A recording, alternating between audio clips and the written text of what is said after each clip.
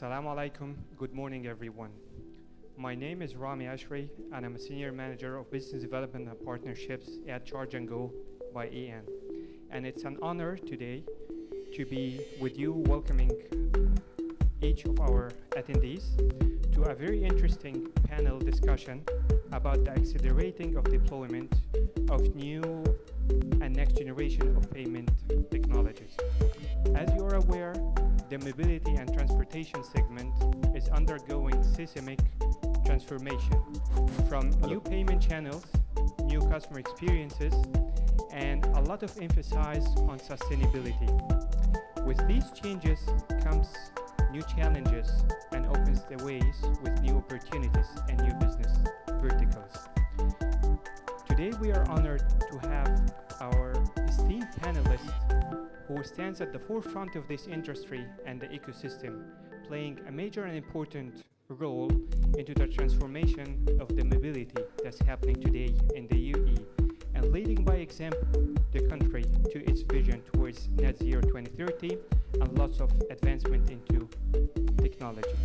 Please join me in welcoming our esteemed panelist today, His Excellency Mr. Omar Mohammed Luta, Director General of Transport Authority on Ajman.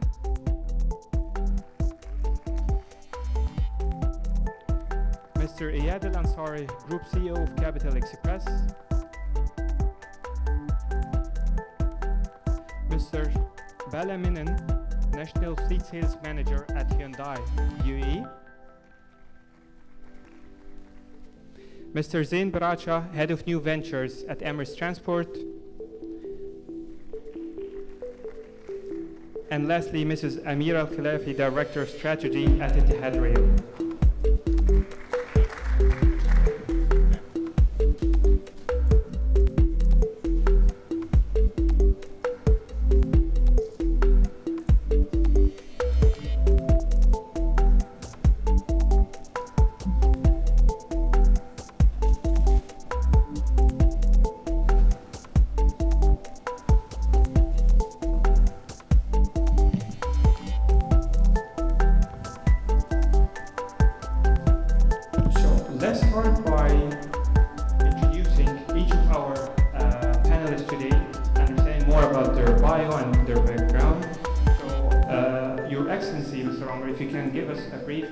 Yourself.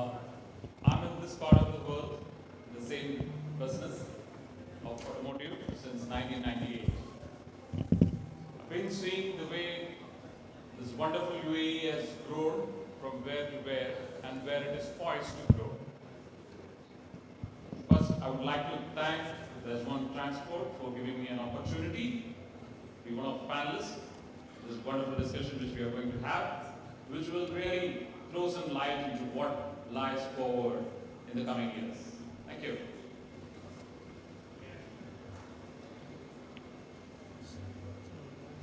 Good morning, everyone. My name is Iyad Al Ansari.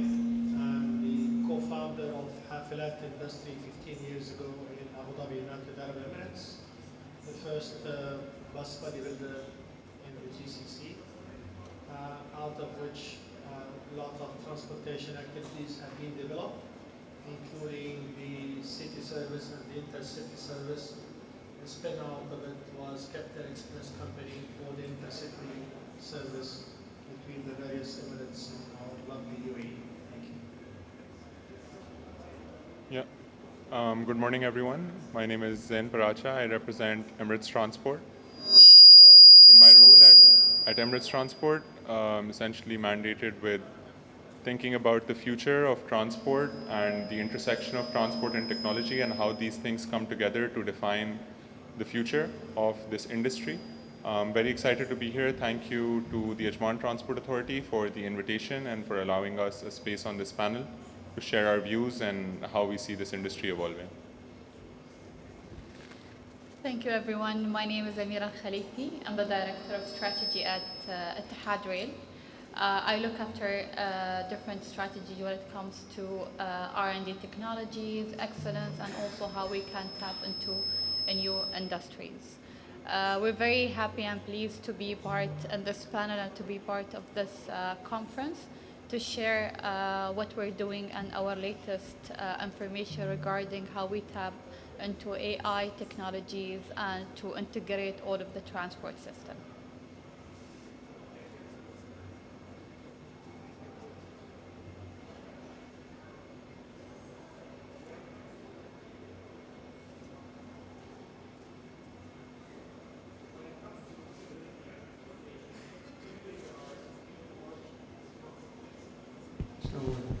It comes to 3-4 main stakeholders, and we are fortunate today that we're having representatives from the regulators, the car makers and OEMs, fleet operators, and the transiting system. So I'll start my question today to His Excellency, Mr. Omar. Being a regulator, what are the initiatives and the leading strategies you are taking care in your authority to lead the transport segment to accommodate new emerging technologies and yet meeting the sustainability KPIs? At first, always as a government regulator, we are claiming that we are slowing down new inventions and new technologies that will be implemented. But the opposite, alhamdulillah, now under the UAE government policy that we are trying to make cut half of the bureaucracy that already existed. We are implementing a lot of new strategies, a lot of policies that will make it easier to adapt to new technologies, especially that self-driven cars, new applications. The mentality has been changed in the last few years. We are not the same like before. We are not fighting the private sector now. We are collaborating with them and working together. And yet, you have a very interesting story here in leading the transiting segment in the UAE for the past 15 years. Living in a country where the regulators are usually ahead and paving the way and path, what is the role and the new technologies that Capital Express are contributing to the ecosystem, especially when it comes to the enhancing customer experience, introducing new payment methodologies? It's a bit of an integrated subject, but to start with the first part of it, probably it's a newly service that has been introduced to the private sector, which is selling tickets between the various Emirates in UAE. And apparently before we get into the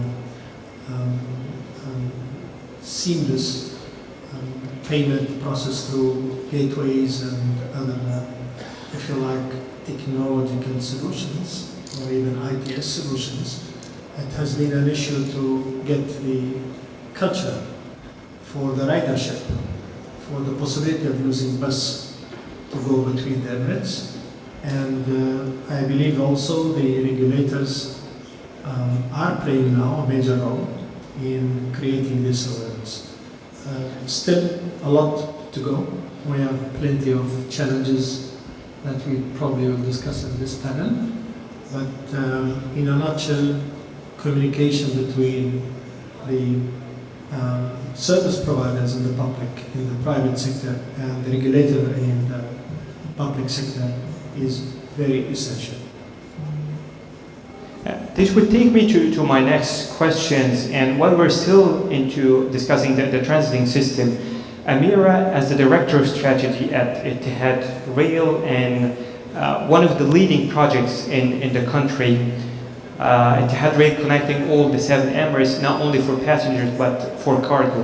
What is your strategy that while you are contributing to this heavy transport segment, you're still meeting your sustainability and KPIs? We all know that the second biggest contributor to the greenhouse gas emissions after the industry is the transport, and the railways, it's a massive contributor.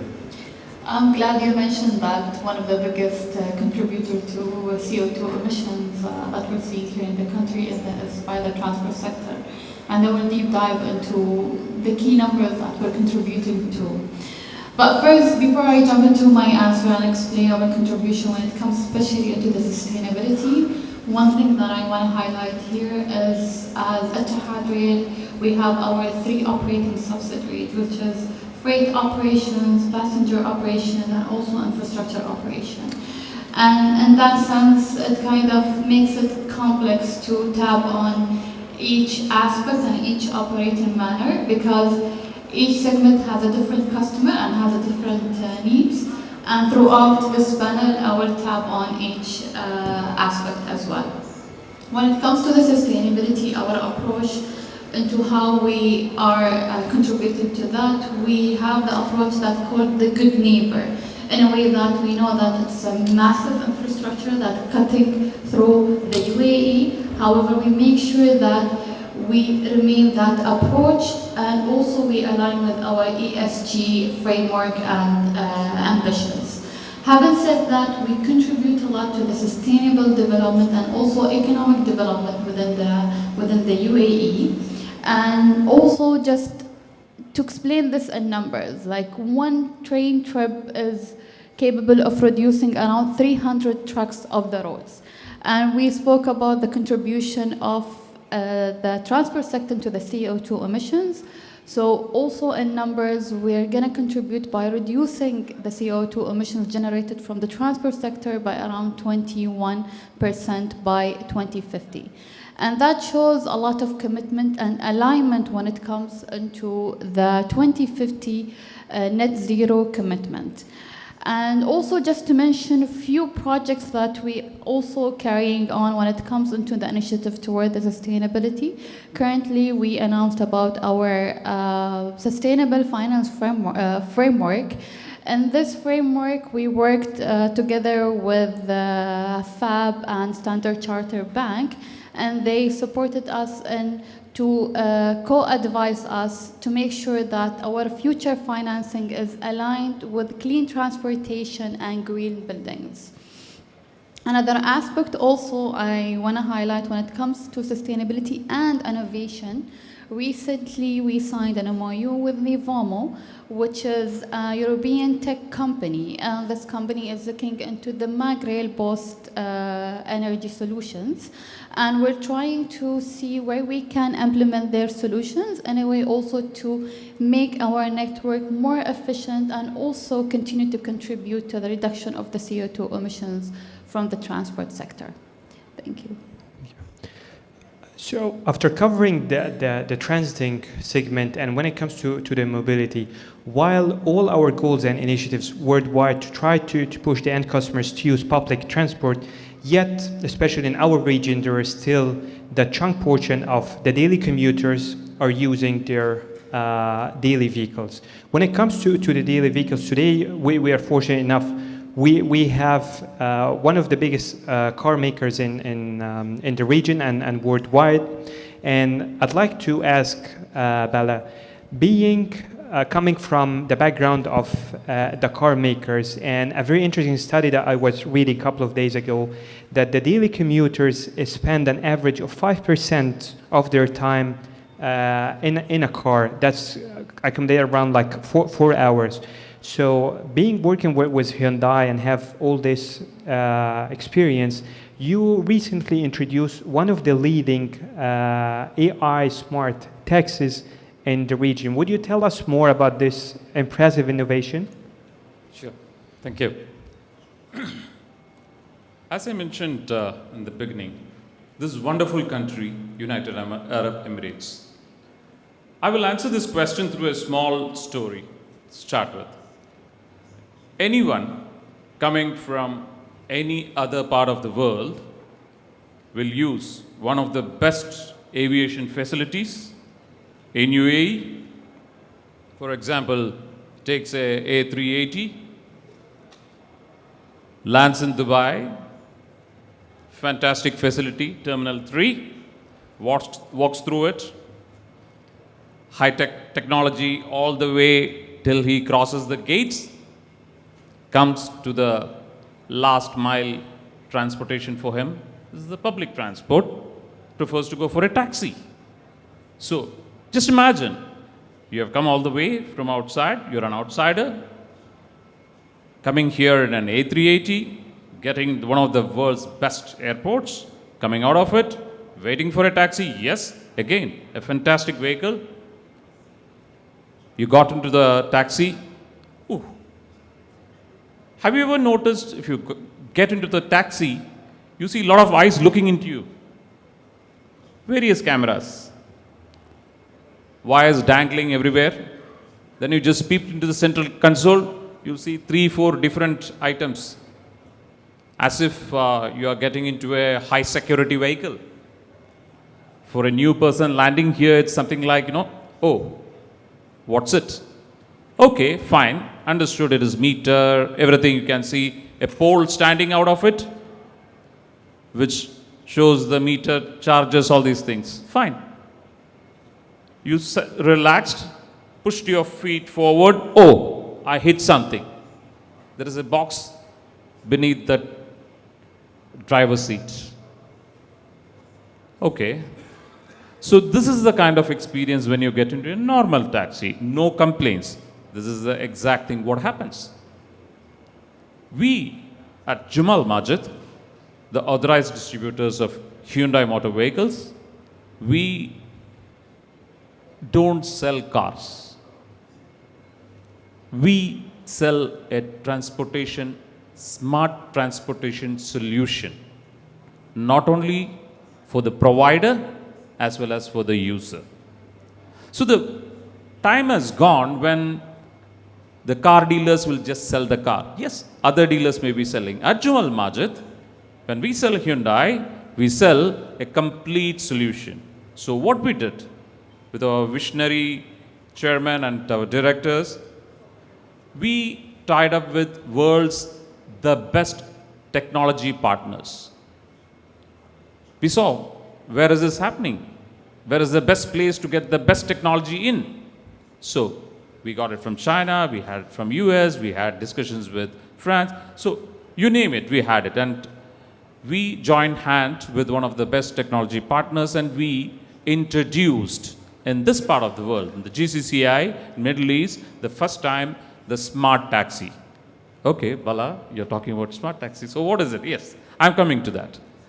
In our smart taxi, first I will say the ergonomic part of it.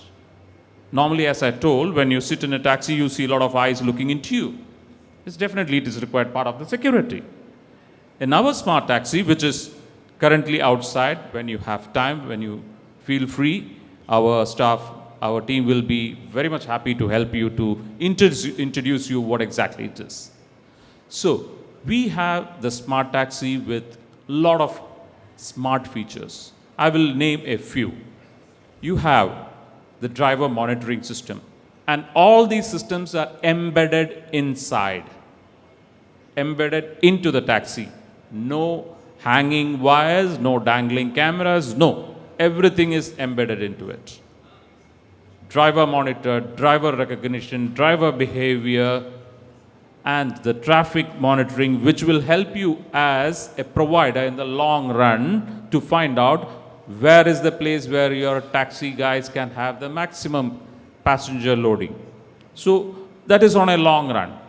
Immediately what I'm trying to say is that it monitors the road as it drives, and it collects the AI information. And the most important thing out of it, we are all human beings. Forgetfulness is part and parcel of our life. Whether it is our cigarette lighter, or a 5,000 dirhams worth phone, or even a wallet containing 150,000 dirhams. It's happening on a daily basis. According to the counts here in UAE, whatever is lost, okay, it is retrieved back at a later stage. But in this case, we have the region's first lost and found monitoring system. That means if somebody by mistakes leaves something in the rear seat, the driver is intimated and also the control center. A quick thing, now we have talked about what and all benefits you get in it. The provider also is benefited. With our smart taxi solution, instead of using 3 to 4 SIM cards, you can use it with 1 SIM card. So the providers, I do not have to give the figures, you can calculate what is the kind of financial benefits or the savings you will have in a year's time when you use this. So put together, that's why I told it is the MENA regions here, GCCI's first artificial intelligence aided smart taxi. We have provided this vehicle to other operators, and we are available for any assistance to have your vehicles from our side and to have the smart taxi facility included in it. And this will take me to the next point, to the fleet operators. You mentioned for the providers. So when we are looking at the full end-to-end journey for the regular commuter, then we have the car maker, which Bala mentioned, the innovative solutions. And then usually, if we're talking taking the taxi as an example, so the fleet operators. Today we're having Zain with us, heading the new ventures at Emirates Transport. So Zain, with this innovative technology, we have an impressive regulations in the country. We're having a great transiting system, yet still majority of the people are using the regular vehicles or taxi. Impressive technology when it comes to the car OEMs. What is the new emerging technologies and your vision at Emirates Transport being one of the leading entities and the oldest, if I'm not wrong, in the country? Thank you. I think that's a very good question. I hope it's not too loud. So we, at Emirates Transport, when we sit down and we think about what we expect the next 10 years, the next 20 years of transportation for our business as well as our partners' business to look like, we break it down usually into a few different segments, and I'll go through each of them as well as the work that we're doing. The first one and the most obvious one, as is evidenced by the name of the event that we're attending today as well, is technology. How do we make technology a core part of our business, not just, and when I say technology, I don't just mean having an application at the face of it, but all the way from the bottom up. Operationally, we have transformed a lot as an organization, and there is a lot more transformation to come in terms of how do we provide the services that we provide in the most intelligent way, in the most automated way, to make the customer's experience seamless, to make it easy, to give them overall positive sentiment when it comes to experiencing the same service again.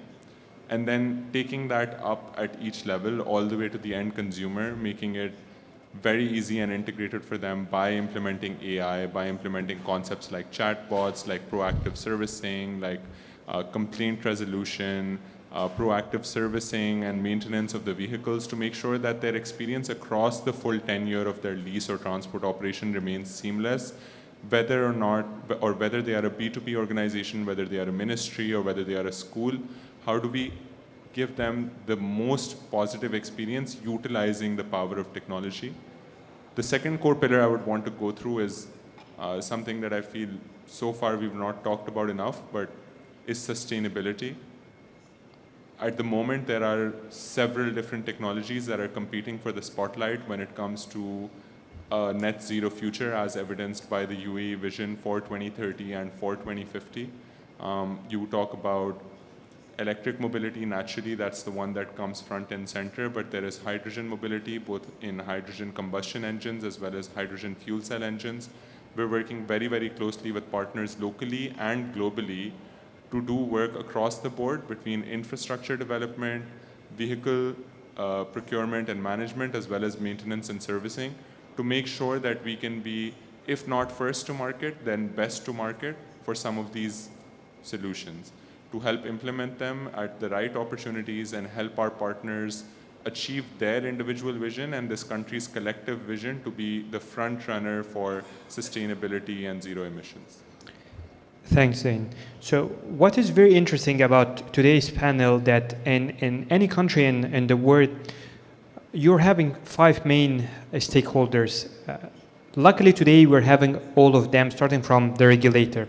So since we are here today, Your Excellency Omar, being the regulator, which is you're the enabler of all these new technologies, all these new companies, while we are sitting together with them, the car OEMs, the fleet operators, the transiting system, what is the Emirate of Ajman is looking forward from? What are the KPIs or the objectives you're looking forward that they would achieve to ramp up the evolution into the mobility segment? We are looking forward to the future. The future is coming very fast. And a lot of changes in the technologies, if we didn't adapt it and we didn't make it easier for people to adapt it in the Emirates, it will be too difficult to adapt it in the future. Because as we know, technology is changing. Previously, it was every 10 years new technology. After that, the evolution became after 5 years. Now it is every 6 months we see something new. The transport field, it is not far from this. We've seen a lot of projects regarding the driverless cars, driverless buses. We've seen a lot of changes in the car manufacturing. Previously, it took a lot of time to change the model, to change the technology. Now it is very fast. So Emirates of Ajman trying to absorb all these changes, and we are implementing a solid strategy that we are in the future. We will have all of these technologies aboard the transportation system. Plus, we are we are saying we are agile to changes. The changes is very fast these days. Alhamdulillah, the whole Emirates, the whole federal government supporting us on this mission, and I think the future will be bright. This will take me to my next question to Iyad. Now, while sustainability is in the core of everything we are doing, what is the company's strategy for the sustainability, especially when it comes to green buses, whether it's electric, hydrogen? What is your strategy towards this domain? To indirectly answer this question, allow me, the panel, to just convert into, before going into the implementation of the latest technology in transportation, and everyone used the terminologies towards net zero, environmentally friendly solutions, electrification, integrated transit systems, feeding systems, etc. What are the prerequisites that we would need in place before we can really go for such technology? And those need to be identified by each organization separately. So those technology implementation for public transport by buses may be different than the cargo by rail and heavy rail by Ittihad, and different than the school transportation, which is the prime business of Emirates Transport. So each organization need to understand and identify the prerequisites that they will make the implementation successful. Second, I will call them what are the challenges, because in, again, each sector of the public transport, there is certain sets of challenges need to be identified by the organization head themselves. And those need to be really well, not only quantified, but qualified in the way you provide the solution. So you prevent unnecessary solution for things that they are not really a real challenge for you, challenge for somebody else. And number 3 is regulation. And I'm happy I'm with regulators today. And I think we are only reacting as a private sector, as industrialists, and as service providers to the regulations. One of the regulation is, for example, the tariffs. And that will come very soon, for example, when the Etihad Rail works for the passengers. And it is going to be asked about the cost against the service and the viability of using this particular transport method or mode for the ridership. And last point, I would recommend that each organization set their priority. And there's prioritization when you come to implementation. Would it be that EV is my priority? Electrification is my priority? If the answer is yes, this will take you to the challenges and regulation. Challenges that takes you into the would one single party be in charge and can provide the electric infrastructure needed to make the whole fleet electric? Do you have enough of these stations and you have enough power to be able to provide the electricity to the buses the way you provide now the fossil fuel, whether it's diesel or gasoline? You have plenty of pumping stations, but probably you don't have now plenty of charging stations. And you need to consider the time needed to recharge and get back to the service, which will affect the number of your fleet and will affect the cost. So the whole sustainability matter need to be taken in one holistic view, and the analysis by each individual, I would say, department may stand alone and cannot be generalized. What applies on rail does not apply on buses. What apply on buses does not apply on cars. There's a lot of commonalities though, but they're not exactly the same. So I thought just to advise out of little experience that it's very important to look at your prerequisites, challenges, regulation, and prioritization. Thank you. I like the point you stressed on the point of tariff management, and this will take me to Amira here. If we will look at the Western region, country like, for example, like Denmark, having one of the leading mass platform, WIM, which is managing the end customer's journey from point A to B, while during their transport journey, they might be using the BRT or transiting solution, a taxi, an Uber, or a bike along with a rail. Do you think we are in a phase now to open the discussion and the dialogue with the regulators for introducing a mass platform? Because me as a user, and I believe each and every one of us, that if we are opting for a public transiting solution, then it's a hybrid model that we can order a Careem or an Uber, then we are dealing with maybe a bus, maybe dealing with a rail. So we are dealing with three different stakeholders, three different tariffs, and most importantly, three different customer experiences. So do you think we are in a phase now to open the dialogue for a mass platform, not only across an Emirate level, but on federal level? That's a very interesting question, Rami.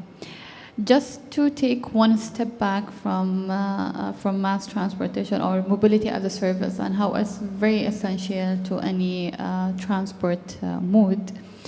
As I explained, we have our freight operations and we have our passenger operation that will be launched in the future.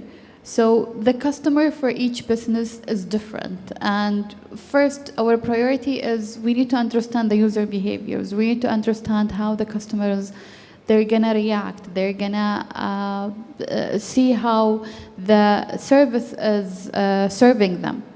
So the daily operation information is a very important aspect to both the freight and the passenger customers. And currently we will run pilot programs to test and to see the access of information and how the customers will react. And this is something, and this is an exercise like similar to what we've done for our freight operations.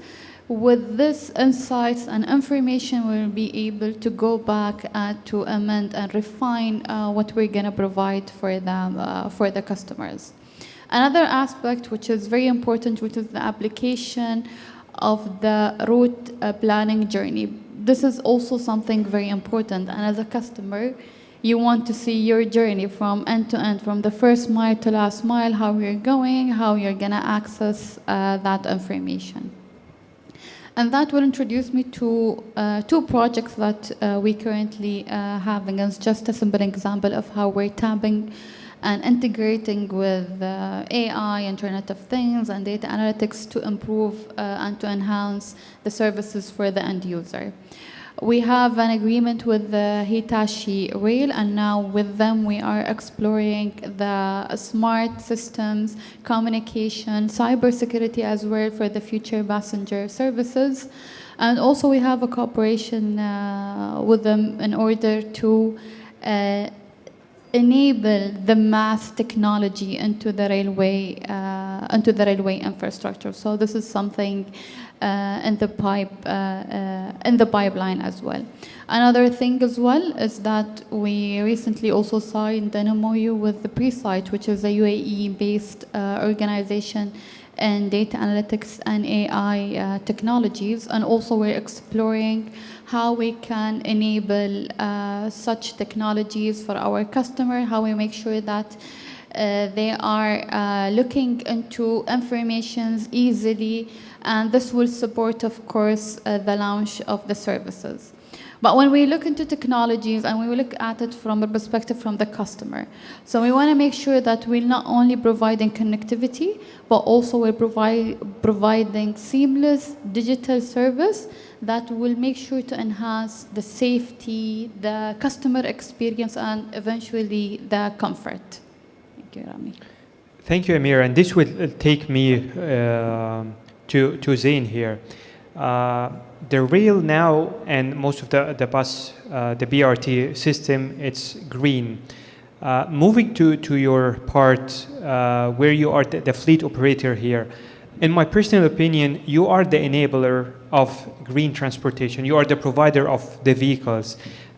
During all the past years, we're having the ICE vehicles, internal combustion engines, and now it's coming the new player into the market, the electric vehicles. So you are doing the transition from the ICE into an EV, and accordingly, people will start adapting. What are the role the Emirates Transport is playing to do the swap so that people will start adapting green mobility solution? Yeah, again, great question, and I'd like to build on something that Iyad spoke about, which is it's not a single approach. Considering the breadth of our operation at Emirates Transport and the different types of services and vehicles that we offer to our customers, it has to be almost a bespoke approach to each operation and what works well for each operation, which is why we're approaching or why we're working on the development of this market from the foundation up. And we've broken it down on a few different levels again. One is in terms of understanding what really is available in the market, what type of vehicles do we have, what type of vehicles can we expect to come in terms of range and performance and customization to the specifics of the GCC and the UAE, in terms of heat and humidity and dryness and everything else that affects a vehicle's operation. And then secondly, how can we work with the partners that we have today as well as the partners that we expect or want to be working with in order to develop the infrastructure that will solve one of the most foundational issues with electric vehicles, which is range anxiety or operational restrictions in terms of how far you can take these vehicles, how aggressively or how heavily you can use them. What we're trying to do is perform the hard work, perform the simulations internally to provide answers to our customers and say, hey, if you take this operation of 500 taxis and you convert it to fully electric vehicles, what can you expect to happen? What kind of pros and cons can you expect to happen? And what kind of emissions can you expect to save? And what could you expect in terms of marketability, in terms of operational easiness or difficulty in return, right?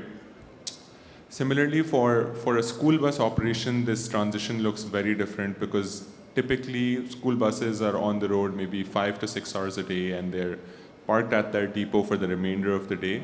So charging solutions, the kind of charging solutions you need to invest into to solve for a fleet that works in that dynamic, again, looks very, very different, right? Here, conversations around megawatt level chargers, multi-gun chargers that can charge several vehicles at the same time and can serve a large fleet at a lower cost, again, becomes a very important conversation to have in order to make sure that we continue to solve for price sensitivity, because just the transition to a more sustainable option does not always necessarily justify a 30% or a 40% increase in the cost, right? So it's about looking at these things individually, but then also how do we move the holistic picture forward and how do we invest into directions that make the case for electric or for sustainable vehicles stronger. Thank you, Zain. And while we are concluding the session, I believe we still have 2 more minutes, Bella. Hyundai has been always at the global forefront of the sustainable and eco-friendly mobility. You have the most famous like hybrid cars. Reflecting back on what Zain mentioned, what can we expect from Hyundai over the next couple, I will not say years, but just months when it comes to electric vehicles into the market and its charging infrastructure? As we are aware from regulator perspective and lots of private partnerships entities, the infrastructure is here in the country today. So what we can expect from you? Yes, from Hyundai and Genesis, which comes from the same house, we have the full array of passenger cars. Just to name few. If you are looking for a taxi, we have the Sonatas. You want a limo sedan, we have the Azera hybrids, Santa Fe hybrids, the brand new which has come now with the new shape. We have the hybrids in Kona, and you name it, we have it. In Tucson, we have hybrid electric vehicles. We have in Kona, we have Ioniq 5, Ioniq 6. One of the Ioniq 5 models are on display here. You're all invited to have a look at the vehicle. Not only that, we also have the higher premium luxury vehicles in Genesis. We have the G60, GV60, G80, and GV70. 3 fully electric vehicles available. All these vehicles with a longer range. Apart from this, and as part of the commitment towards the net zero for 2050, even our leadership is in alignment with that. That's the reason why we are pleased to inform you that in the coming days, we will be officially handing over 2 hydrogen fuel cell vehicles as part of the Green Bus Assessment Program with ITC. So the future, when we were all talking about hydrogen vehicles, yes, we are already there. Our presence is there because with the Hyundai, hydrogen fuel technology is more than a decade old. We are not into trial and error method. We are there with our buses in Europe and Korea, which are running in public transport for more than decades. So this is what Hyundai and Jamal Majid as the official distributor can offer to UAE. Thank you. Thank you, Bala. And ladies and gentlemen, while we are concluding today's panel, I'd like to engage our audience today to raise any questions, any concerns they are having, as we are fortunate enough that we have representatives from all stakeholders of the mobility ecosystem. So anyone would like to raise a question? Thank you so much. It was a very interesting panel. Thank you so much. I'm George from Emirates Mobility. I have presentation at 3:30. I asked AI, please can you tell me, can you draw for me a photo about how the stations would look like in the coming 20 years, where there is flying taxi and robo-taxi, and so and I have seen, I will not tell you how it looked like, you should attend. And I have seen very strange models on how stations might look like metro stations, public transport stations, railway stations, because there is an interconnectivity that is required, and there is a harmonization between different new type of models coming. So, Ms. Amira, how are you considering in your when building your stations to allow, for example, drone in the coming 10 years to pick up people, or allow autonomous vehicle without the drivers, with a huge number of cars, or robotaxi moving forward? Thank you. Thank you for your question. And this is the ambition of what we're having into what we're trying to build. And maybe just to tap on a few things before to fully answer the questions. In terms of autonomous, different transport technologies, we already within the organization are looking into how we can study different smart solutions. Recently on Global Rail, the flagship the event that we hosted, we showcased actually a lot of technologies in terms of transportation that we're currently exploring with different companies, startups, local, international. And that will allow us to study these technologies, to run pilots in order to test it and to see how efficient it is, and it's going to contribute to the customer safety experience and also the enhancement of the service. Currently, our station are already taking into consideration the integration of different transport modes, because again, as I mentioned, like there is the long trip of the train, but of course the first and last mile, it is an essential part into how we will cater into the customer, how we make sure that they reach into their final destination with easy flow of information, with easy accessibility, and of course with the diverse transportation modes that they can find at the station. So this is the ambition that we're having for the rail station, and we are also looking into the research and development activities into how we can adopt the new technologies and being agile into the new era of the technologies. Thank you. Thank you, Amira. And I like your question, George. It's a very interesting one. And one of the things that I usually like to do in such panels, that we are 1 year ahead of the next edition of the same conference, of Ajman Transport Conference. So hopefully 1 year from now, that what we hear today and the promises and the commitments, we will see it next year on the ground. And this is one of the key differentiators living in the UAE.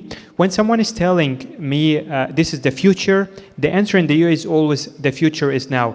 We have the robotaxi RTA yesterday. They inaugurated the first station in Dubai, coming into operation 2026. I personally even believe that we will see lots of other initiatives in other Emirates. We have Etihad Rail. The regulators are the enablers of the infrastructure happening here. Even all the commitments when it comes to Emirates Net Zero 2050, Dubai Integrated Energy Strategy 2030, I personally believe all these KPIs would be achieved earlier than the target due dates. Last but not least, please join me in thanking our panelists today, and I'd like to thank our audience. Hopefully, I encourage each and every one to engage with our panelists if they have any further questions. Thank you, everyone.